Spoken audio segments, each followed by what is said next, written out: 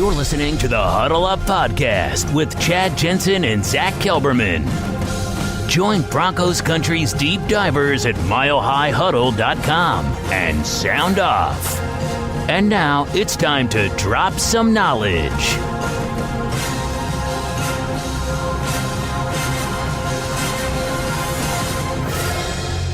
Welcome in, everybody, to the Huddle Up Podcast, presented, as always, by Mile High Huddle and 24/7 Sports, powered by Overtime Media. I'm your host, Chad Jensen. With me, as always, is my partner in crime. You know him and love him. Is your Denver Broncos reporter for 24/7 Sports. He is Zack Kelberman. Zack, Vic Fangio broke with tradition, broke with expectation, shocked the world, and gave the Denver Broncos players a field day on what should have been the final practice of minicamp. What were your thoughts on that?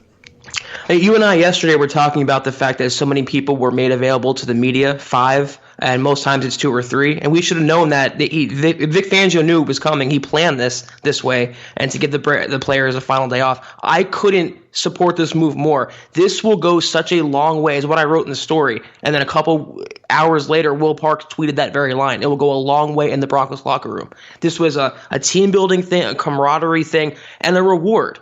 They're not just players and athletes, they're people too, and they've been busting their tails for months now, and they needed a break, and they deserved a break, and Fangio gave them a break. It was so nice to see them having fun. It feels like, when's the last time we saw Broncos players have genuine fun at practice? It feels like it's been years. Yeah, that's the thing, is this is about, coaches connecting with players, players connecting with players. It's about coaches letting the players know that, hey man, we understand that this is a high-pressure job that you guys have, and the organization in particular is under some intense pressure to rebound from 3 forgettable years. Yep. But let's take a deep breath and let's deflate this thing a little bit and just enjoy each other. I think it's a phenomenal step, towards building the right culture. And there's a lot of fans who have been wringing their hands over this. The Broncos can't afford to miss a practice, double-digit losses in back-to-back seasons. This is unacceptable. And to those people, I just got to tell you, pump the brakes, okay? Pump the brakes, because Vic Fangio is most certainly Mr. Death by Inches. That's his philosophy, and I don't think, Zach, this takes away from that. In fact, I think this is part of his design to really get this team to, because at this point everyone respects him. We know that. And there's an element of fear. He's slow to give compliments. He tells it like it is and all that.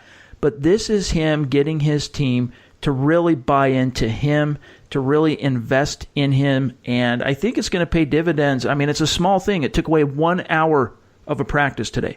The team still met this morning and went through all their meetings in the classroom, in the film room, watching yesterday's tape, and all that stuff still happened. And then he surprised them. He surprised them on the doorstep of them expecting to go and, tape up, go out on the field and all that, with saying, hey, man, not only is there no practice, that's canceled, but we're going to have some fun. There's no downside to Vic Fangio doing this, and any Broncos fan who's upset with this needs to reevaluate their priorities and have a little fun themselves. They've been at it the entire offseason. Most of the install has been in place, Chad. I think Fangio said it was 90% or so, so all of it's in place, and it shows that softer side. I think he's been known as this curmudgeon, this 60-year-old guy who's come in here and no fun and all work and no play, and he has a different side to him. That Peyton Manning anecdote about the cheese and the wine in the locker room, that shows that he has a sense of humor, a very good one too. And then he showed it today. He has a funner, softer side, a lighter side, and that's what he showed. And it's good. You want players to feel like they're bonding with a human, not just a coach. They're a friend, not just a coach. And it's a respect thing. It's a reward. And like Will Parks said, it's going to go a long way this fall in the regular season. Yeah, I mean, as bummed as I was that we weren't going to get any, post-practice media availability from Fangio or the players, I was excited to see that they were doing this. And it's a great way, too, to kind of send off the players into this 6-week break. Yep. And, set them off on the right foot, with the right mindset, optimistic, positive. So those vibes matter. And by the time they get back in the saddle here in a few weeks to convene for training camp, it's back to business. And you better believe Vic Fangio will be all about that business. What I like about this is it shows that if they work hard enough, they will get rewarded. They will get treated like they deserve something. They're not going to be handed anything. And it shows that they have a guy who gives them respect, and those who want respect give respect. And it's just that culture, like you touched on it, Chad, that culture in the locker room is already being instilled. And for them to buy in so quickly, it's amazing to see. And it was cool to see John Elway participate. That's right. And I mean, the players onlooking, watching the whole thing, the coaches, kind of his subjects as the Duke of Denver, so to speak. And, it's good for him to show a little self-deprecation there and take one for the team, and everybody enjoyed that. And again, it's just good for the team vibes right now, just that overall energy and mindset of the team. And I think it'll really help them take that next step in terms of bonding and coming together under the Fangio banner. But you know what? Today on the podcast is all about the VIP subscribers at milehighhuddle.com. We're going to dive into the mailbag, the Mile High Mailbag, here in just a second. First, you guys, a quick reminder, make sure you're following the show on Twitter, at HuddleUpPod. That's the best way to keep your finger on the pulse of what's happening in real time. If you're listening on YouTube, don't forget to comment and like each podcast, each video, because that tells YouTube that it's a quality piece of content and it puts it out there in front of others. And if you're on iTunes, don't forget, leave your creative review, give us that 5-star rating. All right, Zach, it is that time of the week where we take a peek inside the Mile High Mailbag, because Zach and I are your football priests, and each and every week we're here to offer you the absolution and answers to your burning Broncos questions, and we love hearing from the VIPs. And if you are not a VIP subscriber and you want to be able to get in on the Friday mailbag each and every week, it's easy. Go to milehighhuddle.com, click on the green banner, and subscribe right now. You can get your first month for $1, or if you want to go in long term, you can get 30% off your annual subscription. Now, the first question here, Zach, comes from Studley14, going on 6 months as a VIP subscriber. He says, will Isaac Yiadom ever learn to turn his head and look for the ball? He could be great if he just figures it out. Our secondary could be top 5 this year. And Zach, I made a video with the help of Kevin Bolliard, the 24/7 sports guy, over the last day or so. And one of the things I talked about in terms of Chris Harris returning is this is a defensive secondary that could really be top flight this year. This is a revamped unit. And if Yeddam could turn the corner, it just bolsters that, makes it even better. Hey, he was very inconsistent last year, very up and down. A lot of it was on him, his technique, but I tend to think that the defensive scheme and the coaching played a part also. And the injuries, he wasn't ever supposed to be the number 2, number 3 guy. He was never supposed to play that much. What I like about the secondary this year, Chad, they are so stacked that he can be the number 4, number 5 guy and not have to worry about his significant contribution right away. He can kind of do his own thing and learn under better coaching in Donatel, Ronaldo Hill, and also, of course, Vic Fangio. Turning your head for the ball, that's all coaching. That's technique. You tell him, whatever you got to do, call it out in the field, have a hand signal, just look around for the ball. You can teach that to a player. He has the ability, he has the physical tools. He has a high-round talent, and I like him more than Brendan Langley was as a corner, so I think they have something there. They just be patient, and they just give him better coaching. They can crack him into a decent player. He'll never be a Pro Bowler, but he can be a decent contributor for this Denver defense. I don't know. I'm not ruling that out as a possibility, slim though it might be. I mean, he's a very talented player, and I agree with you. You landed on the key here with Isaac Yiadom turning the corner, coaching. You hear Zach talk about that all the time on the podcast, but he's a very talented young player. He's got that length that the Broncos are kind of missed lately ever since Aqib Talib departed. He's extremely, extremely physical as a corner, and sometimes that has hurt him, with the refs at times being a little grabby. But yeah, he's, if you go back and read some of his scouting reports coming out of Boston College, the big knock on him was lack of ball skills. And part of that is having the instinct to know and sense when you've got to whip your head around and look for the ball. And cornerbacks that struggle with that, if they don't get it corrected with good coaching, they end up really struggling, drawing a lot of pass interference calls, big plays going. You got to be able to turn your head around. So I think that'll come with time. Isaac Yiadom is still very much in the incubation period. He changed his number. Honestly, we'll see how the playing time gets divvied up, but Isaac Yiadom is one of my top candidates to, when you talk about players taking that quantum leap at young, in their early years, Isaac Yiadom is one of the top candidates for me that I think he might be a dark horse, that we could see the biggest leap of improvement over year 1 to year 2. I could see it for sure with good coaching, because you mentioned his physical tools, they're all there, and he has everything in place. He has to just put it all together.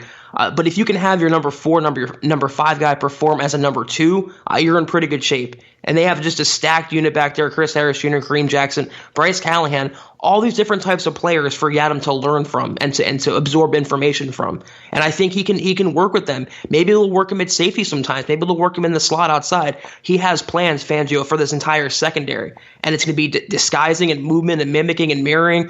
I'm excited to see his progress. I just want to see that, obviously his ball skills have to improve, but getting your head around, it comes down to coaching. That's one of those things where I expect Fangio to step in right away and correct that. Even though the Broncos have 3 top 10 caliber corners right now, the truth is Vic Fangio's defense is not one that is cornerback dependent. So what that means is you're going to see guys like Isaac Yiadom, some of their shortcomings and deficiencies, as they're growing and learning in the league, can and will be covered by the way Vic Fangio designs and calls his defense. So that's another thing to keep in mind as it relates to kind of analyzing Yeddam over the next year under Fangio. Next question here, Zach, comes from Stewart Bronco, going on 2 months as a VIP. Stewart says, I believe I remember hearing some sort of worry about Noah Fant mentally. I may be mistaken, but have you guys heard anything negative about his effort, his work ethic, his motivation? Also, from watching Drew Lock games, I noticed that his delivery looks effortless as I have ever seen. I know Peyton Manning's delivery looked like he was throwing a ball made of lead toward the end of his career, but having such ease throwing the ball must be a big asset. What do you guys think of this? And have you heard anything about his accuracy during 7-on-7 drills? Thanks, Broncos Priest. Well, let's talk about Noah Fant first. And I think what Stewart might be remembering is, I think you were I can't recall, Zach, if you were there for the tight ends. You were. Mm-hmm. Yeah. Noah Fant at the Combine just kind of rubbed me wrong, okay? And I... there's nothing to apologize for, just interacting with him personally, seeing how he dealt with the media, seeing how he conducted himself. And maybe it was just the type of questions that he was being pestered with at the podium. He rubbed me wrong. To me, he kind of came off in that one small window of time as a me-first type of player, compared to, for example, a couple of podiums down, his former teammate, T.J. Hawkinson. But you got to throw that out the window, because everything up to this point that we've seen since he arrived in Denver, I can't think of anything, Zach, that is cause for concern. Yeah, from everything I've heard, he's been just a top student of the game. I mean, he's been challenged by Fangio a couple times now, and Fangio said he has to prove his worth to contribute, as silly as that sounds for a first-round pick. But he's been keeping his head to the grindstone, keeping his nose in the playbook, and everything I've read and seen, he's been just learning the offense, and he looks good on the field, Chad. You and I talk about it all the time. He looks like an NFL tight end. He looks like that Jimmy Graham, Aaron Hernandez type, and it's exciting to see for the Broncos. But, yeah, there might have been concerns in the past, along with some concerns about his hands. But everything so far as a Bronco has been positive for Noah Fant. The aspect that Stewart's talking about here regarding Drew Lock's accuracy, thus far, I think everything I've been told from guys watching practice every day in the media is that Drew Lock looks about what you would expect Drew Lock to look like this far into his very brief NFL career. Now, we all know that accuracy was one of the big knocks on Lock. Even though he improved his completion percentage year over year at Missouri, he was maddeningly inconsistent at times with his ball placement and accuracy. And that's something that, frankly, he's really going to have to hone and work on. And, Zach, I think most fans, you should rest assured that that's something Rich Scangarello and T.C. McCartney are addressing. But up to this point, I haven't heard anything neither positive or negative, really, about issues with accuracy thus far. Yeah, it's so early in the process that even the Broncos said Elway wants Locke to focus on his technique and his accuracy and his arm angles and everything like that. He has the physical tools, he has the arm talent for sure, but it's just putting it all together. it's just so early that you can't make a distinction one way or the other if he's good or bad. They obviously think he needs time, at least a year in the system to learn and develop. And if he gets that, like we always say, Chad, the Broncos could have a franchise quarterback. But if they try to rush that development, or if any fans look for a conclusion based on a still incomplete experiment, you're going to get a wrong answer. You got to give it time and let him play himself into the process. One thing is, Stewart, you're not wrong about the way he is an effortless thrower. And that's really what jumps out when you watch some of the most supremely talented throwers, that come into the NFL, from the Patrick Mahomes of the world to even if you watch Joe Flacco throw the ball. He puts mustard, it's a tight spiral, and he can put some distance on it, and it looks like he's just, flicking a booger, right? That's what great arm talent. Jay Cutler, same thing. And that's something similar that Drew Lock has. For now, though, it's a matter of channeling that arm talent into means and techniques that are going to actually help him as a quarterback in the NFL. And like we talked about on yesterday's show as it related to Joe Flacco, arm talent and having that power and the ability to put some velocity on the ball, that helps as a fail-safe. It can fit the ball into windows that other quarterbacks can't. It can create additional plays that for many other quarterbacks aren't there. But if you're going to succeed at the next level, you have to work on all the other small things that make up the greater sum of what it means to be a pro quarterback in the NFL. And that's what he's working on right now. Hey, arm talent, on arm talent alone, he's elite. That's why he was drawing comparisons to Patrick Mahomes in the pre-draft process. But if the Broncos want the same results as Mahomes, or at least, comparable, they got to give him the same amount of time and let him learn, let him develop, and not rush this process. If they could just be patient here, they got something on their hands. All right, we still have 3 more questions we're going to dive into here in the Mile High Mailbag from our great VIP subscribers. First, though, you guys, we're going to take a quick break. We'll be right back. This is the Overtime Podcast Network. All right, Zach, next question comes from Christie 2019. Great VIP, great listener to the show, awesome on social media, very supportive, always retweeting, always helping to promote and support the podcast. Christie, we appreciate you. She's going on 21 months as a VIP subscriber. She says, you guys always have great perspective and extraordinary knowledge of all the Broncos happenings. We all appreciate the dedication it takes to do what all of the Mile High Huddle crew does. All stats and superior knowledge aside, what are some of your favorite football memories or moments? Got to have a little fun every now and then. Thanks, guys. Now, Zach, being that you are kind of new to Bronco land, right? As John, we recently coined the term. I'll say Broncos country. Let's face it, that's what it's called. Since you're kind of new, though, you've told some parts of your story, how right. you came to be. We've kind of gotten into that in past episodes, but what are some of your favorite football memories? Well, a couple Broncos ones, even though I wasn't, a Broncos fan per se, is I remember the Jacoby Jones play. I don't want to bring any bad memories, but I remember being at the gym and watching that live, and just everyone was going crazy when that happened. Also, Super Bowl 50, watching that game just as a fan of defense and a fan of Von Miller, that was incredible to watch that game. But as a Jets fan, growing up, I got to say, the 2010 upset in the playoffs of the Patriots, listen, we didn't have much, okay? But that game, beating Tom Brady and going to the AFC Championship and just going on a streak after beating Peyton Manning with the Colts the previous week, that was a big high in my fandom as a Jets fan. So we didn't have much, but beating the Patriots is always fun, and taking down Tom Brady in his prime, I'll always remember that. Yeah, that was when you really thought that Rex Ryan and the Mark Sanchez marriage, the Sanchez, that they had something going. I mean, obviously they led the way with dominant defense and a great ground game, and they took their shots at times with Sanchez and Braylon Edwards and some of the weapons. Santonio Holmes. Yeah, Santonio. It was loaded. Right. With Danny Tomlinson, it was Thomas Jones. Team was a powerhouse. They were so close. And next week against the Steelers, 24-0 at halftime, they rally back. They lose by a single score. Yeah. I mean, that was just from high to low. That was the epitomized what it means to be a Jets fan. What do you think happened, real quick, with Mark Sanchez? How did his trajectory just go skyrocket so high in such a short period of time, and then just boom, straight to the earth? I think his talent maxed out, and they rode him only so far, and it came down to coaching. I mean, Rex was a great defensive coach, but they had Brian Schottenheimer as their OC, and Brian Schottenheimer, for anyone who doesn't know, is a bad OC. So it all comes down to coaching, and he just, I think, hit his ceiling there. And they have a coach who literally had a tattoo of his wife and a Sanchez jersey on his body. It was just weird. It was a whole weird setup there. It just didn't work out. Here's a couple things from mine. So it's kind of funny because most Broncos fans who are around for the early 2000 teams, the Jake Plummer era teams, most of you grew up, like me, hating Peyton Manning. Why? Because 2 years in a row, not only did he defeat the Broncos in the playoffs, but he embarrassed them.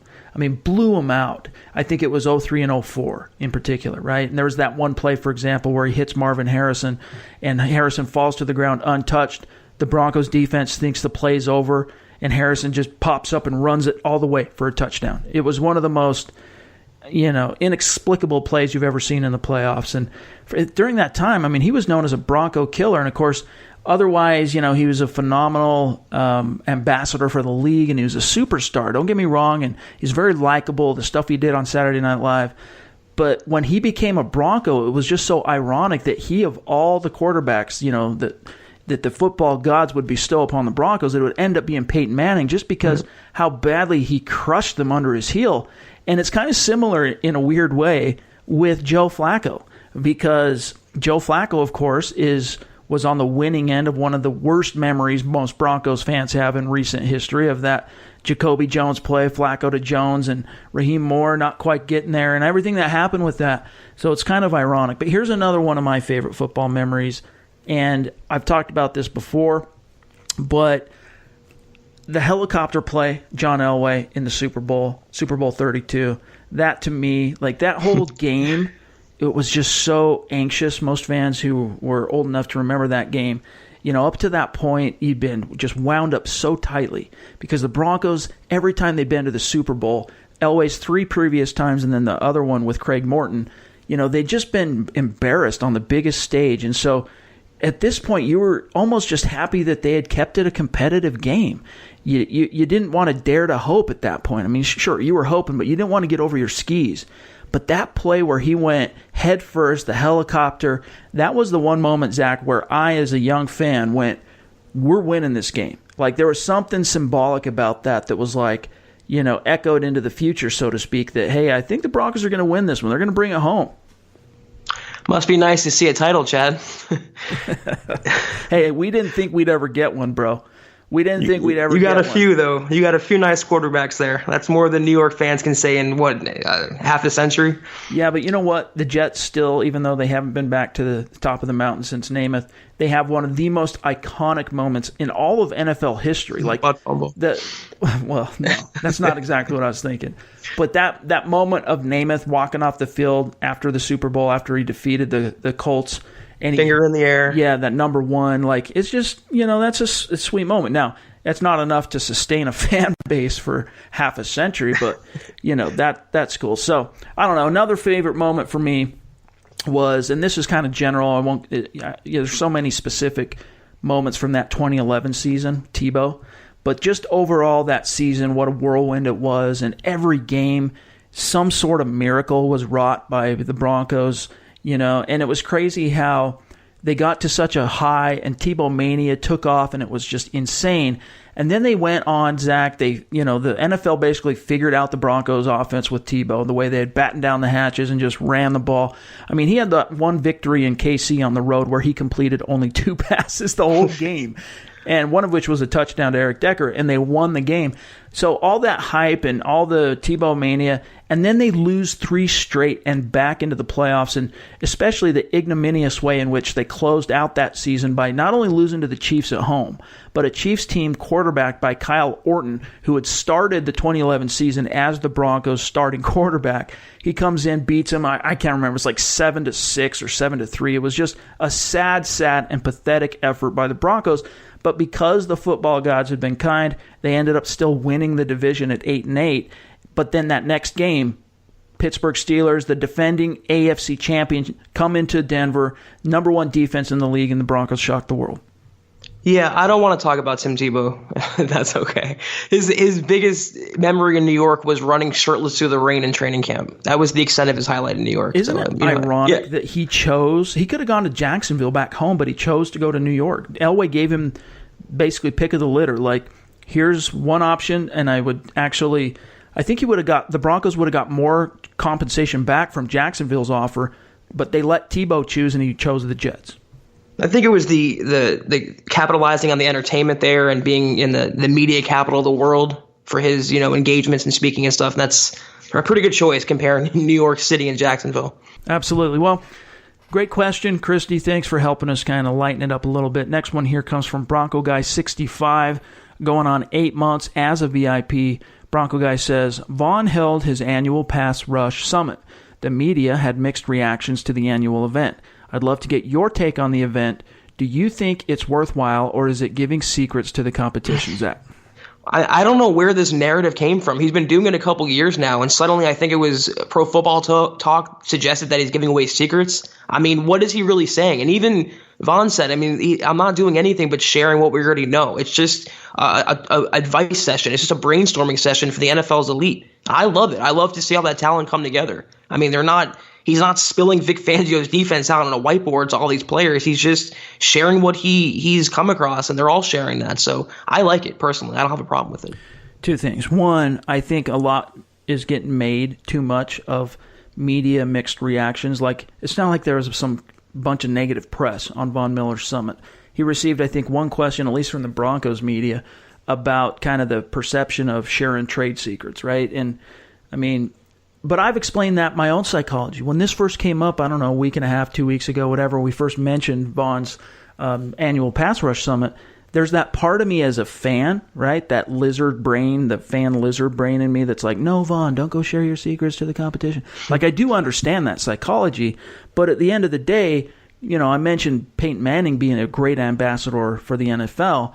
This is the similar type of thing that Vaughn's doing. It's great for the league. It's great for the camaraderie and bond that some of these guys, they forge great friendships that last. And I don't see anything at bottom. Like, I can sit here and talk about that fan lizard brain that makes me wonder about sharing Vaughn's, special secrets. But so much of it isn't really technique anyway. Like, everyone's got their technique. Everyone's getting the coaching. What it really comes down to is that knack for setting up opponents throughout a game, chaining together different pass rush moves to get the end result. And some players have a better knack and a feel for how and when to do that than others. And then certain players like Vaughn have that elite skill set and trait and that bend and the twitch and the get off that you just can't teach no matter what kind of pass rush summit and Avengers of pass rushing you assemble in Vegas.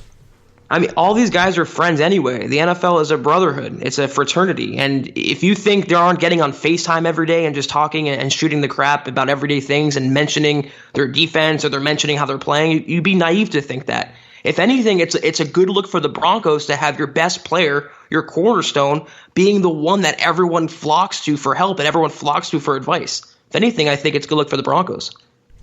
All right, last question here comes from another great listener of the show, Jedi Joshua 58, going on 6 months as a VIP subscriber as well.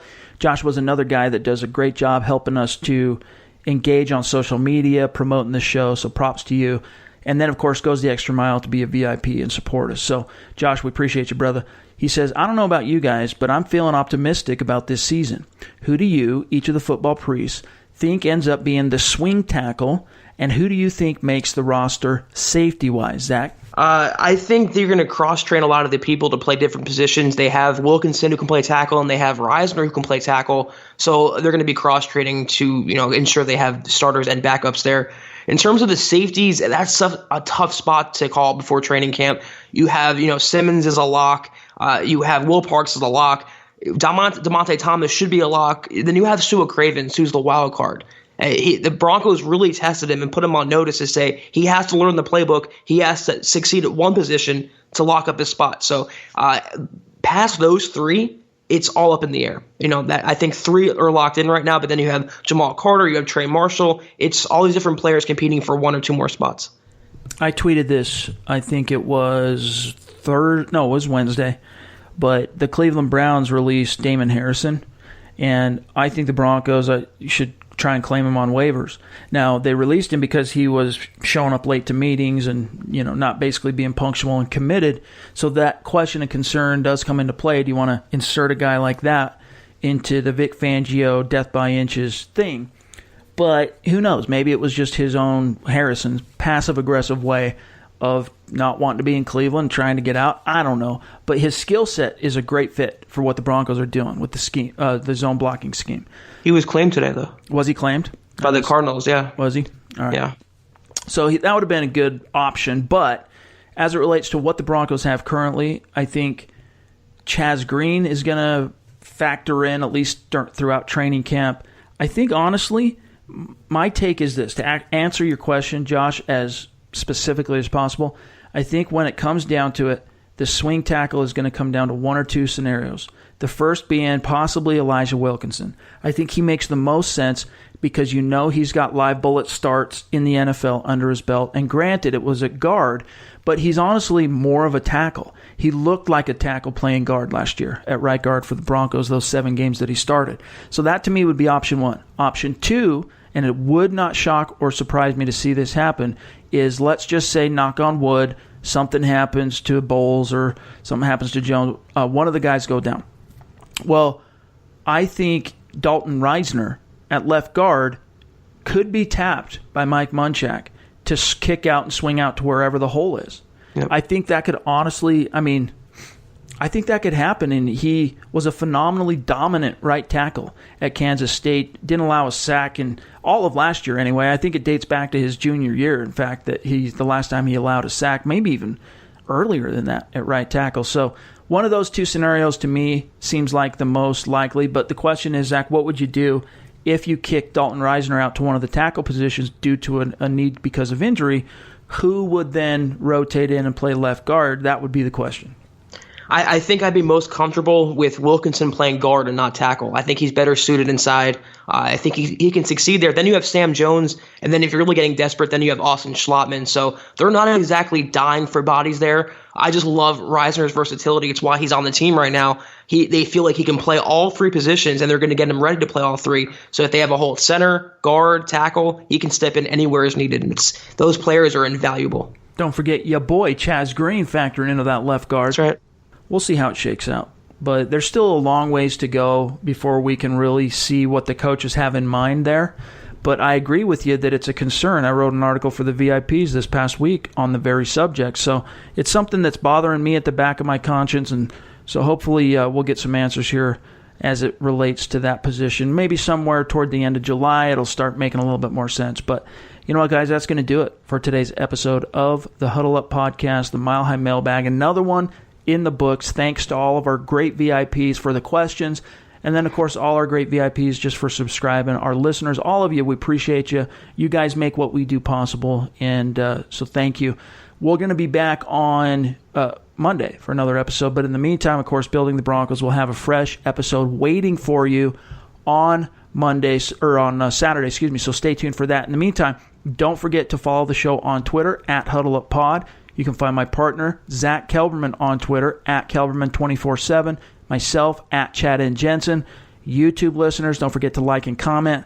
iTunes listeners, help us rack up those reviews. Give us your 5-star rating, creative review. You know, we always appreciate that. For Zack Kelberman, I'm Chad Jensen. We'll talk to you on Monday. You've been listening to the Huddle Up Podcast. Join Broncos Country's deep divers at milehighhuddle.com to keep the conversation going.